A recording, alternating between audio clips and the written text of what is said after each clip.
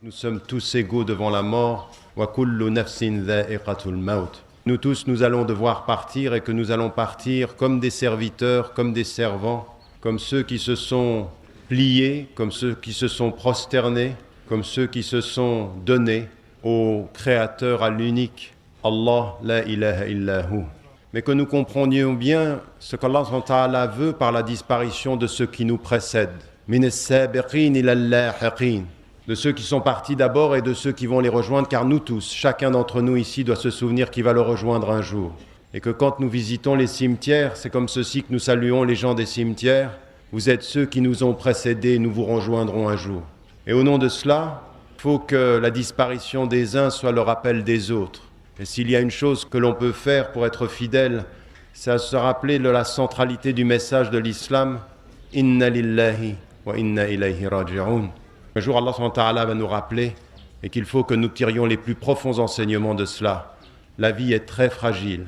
La vie est très fragile. Ne l'oubliez jamais comme l'un des plus grands enseignements que nous envoie la disparition de quelqu'un que nous avons aimé. Et ça, c'est un enseignement le plus important parce que Allah subhanahu wa ta'ala, quand on souffre, ça ne veut pas dire qu'il ne nous aime pas. C'est bien le contraire que dit le hadith du prophète alayhi salatu wassalam. Dieu met à l'épreuve ceux qu'il aime. Que votre souffrance soit un rapprochement de Dieu, jamais une distance vis-à-vis des hommes. Ne cherchez jamais dans la souffrance l'excuse dans le travail, mais cherchez dans la souffrance le rapprochement avec le Très-Haut. Que cet enseignement soit aussi un enseignement important. J'aimerais vous dire, chers frères et chères sœurs, que vos cœurs peuvent être éloignés, mais vos invocations doivent vous rapprocher. Vos cœurs doivent être liés, même si le corps physiquement loin, le cœur doit être spirituellement tout près.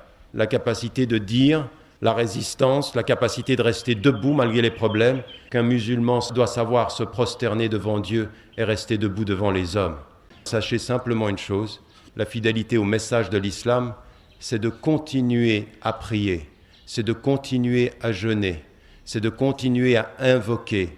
Mais surtout, chers frères et chères sœurs, s'il y a un message qu'il faut que nous retenions, c'est qu'une musulmane et un musulman sur la terre, au nom de ce que l'islam doit faire de lui, doit changer cette terre pour qu'elle soit meilleure. Vous n'avez pas le droit d'être des musulmanes et des musulmans spectateurs du monde, passifs. Ça ne nous vous est pas permis. Il est une obligation, c'est celle d'invoquer. Il est une autre obligation, c'est celle de s'engager pour changer le monde.